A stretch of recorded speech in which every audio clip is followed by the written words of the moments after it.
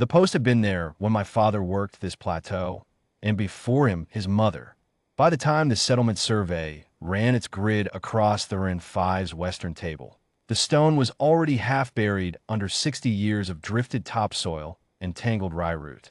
The team flagged it as a boundary marker, pre-settlement, possibly pre-colonial, origin unclear, and moved on. Nobody bothered to dig it out.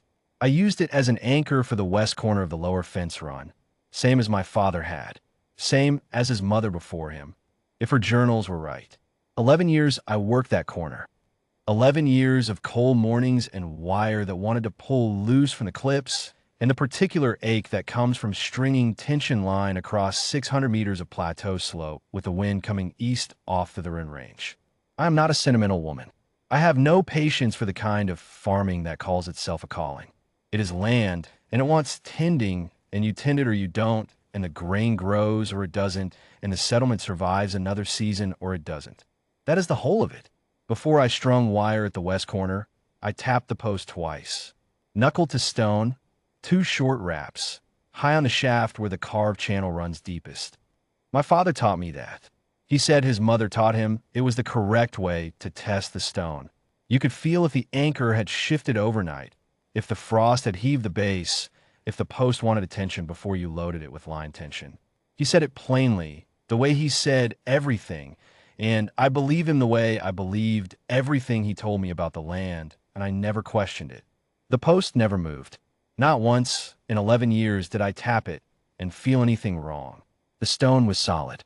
It had been in the ground longer than the settlement, longer than the colony transit records, longer than anything on the Run 5 that had a human name on it.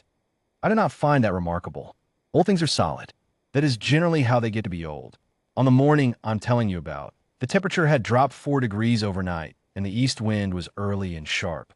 I came to the west corner with my wire coil and my clip bag, and I tapped the post twice the way I always did, and the carved channel that ran from the base of the stone to the crown of it filled with pale white light. Not a flash, not a burst. A slow fill, bottom to top, the way water climbs a wick. The light was the color of old bone and morning sun. Not bright, not harsh, just present. The glyphs I had looked at 11 years without reading, and no one on the Rent 5 could read them. We had tried, the survey team had tried, a linguist from the university transit had spent 2 days and gone away with nothing. Those glyphs sharpened in the light and arranged themselves, or appeared to, at the edge of my vision. I do not have language for what came next that does not sound like something I invented afterward. I will tell you what I experienced, and you can judge it. The knowing came through the stone, not a voice I heard with my ears.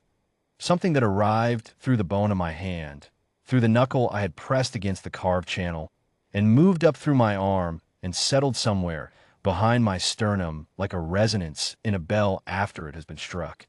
Full and quiet and very old. 11,000 years, that resonance said. Not in words.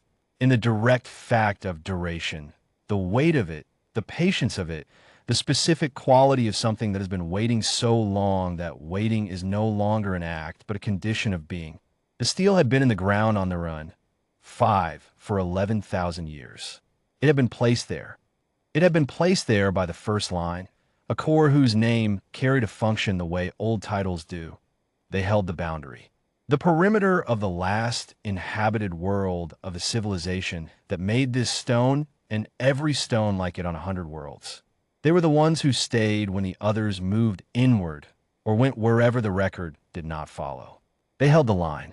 They kept the edge known and marked and tended.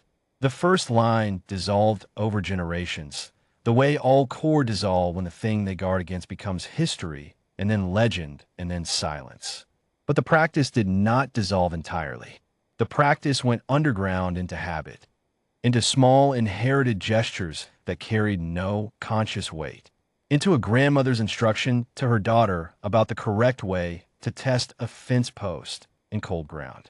My father's mother, her father, his father's mother, 11 generations of farmers and surveyors and settlers and wanderers who had no name for what they carried and no knowledge that they carried anything at all, only a habit of placing a knuckle against a post and rapping twice before loading it with weight.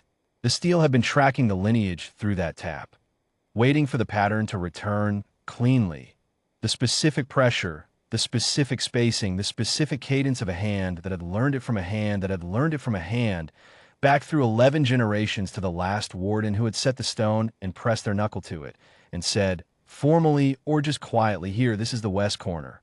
Mind it holds. I had minded it for 11 years. My father had minded it for 26. His mother before him. The resonance in my sternum named me, not with ceremony, with the flat weight of a thing that has been true for a long time and is only now being spoken aloud. Endured long enough, first warden. That was the line.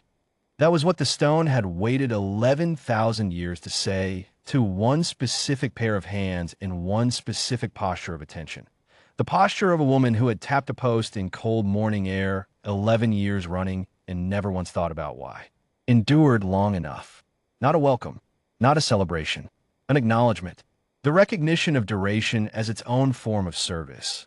Of the 11,000 years the stone had waited, and the 11 generations that had unknowingly kept faith with the gesture, and now the line was closed and the wait was over.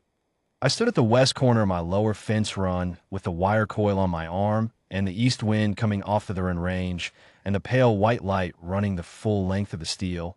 I did not move for a long time. I'm not a woman given to large feelings in exposed places. My father was the same. His mother, by all accounts, was worse. A woman so self-contained that the settlement's founding stories remember her as the one who fixed the relay tower alone in the dark and walked back to breakfast without mentioning it. We are that kind of family. We tend things. We do not make much of it. I put my hand flat against the carved channel, and the light was warm against my palm. Not heat. Warmth. The kind that has memory in it. I do not know, even now, what the first line was guarding against. The stone gave me the fact of the lineage and the weight of the duration and the name, but not the full context, not the civilization's shape, not the threat it anticipated, not the shape of the boundary itself. I suspect those would come in time, if I kept tending the post, if I brought my knuckle to the carved channel every morning before stringing the day's work. I suspect the stone is patient. It has demonstrated that. What I know is this. 11,000 years of waiting ended with 2 taps of my knuckle on a basalt post I had been using as a fence post anchor for 11 years, on a wind-cold morning on a Colony World's grain plateau, because my father told me it was the correct way to test whether the stone had shifted overnight, because his mother told him, because that is how it came down. There are people who would find this momentous. There are people who would need to sit down and be attended to and given time to process the size of it. I stood there until the light in the channel dimmed back to ordinary stone, and then I clipped my wire and ran the line to the next post and finished the fence run because the wind was getting worse and the grain was coming up and the west corner needed a hold. That is what a warden does. I didn't know that until the stone told me, but I've been doing it all my life.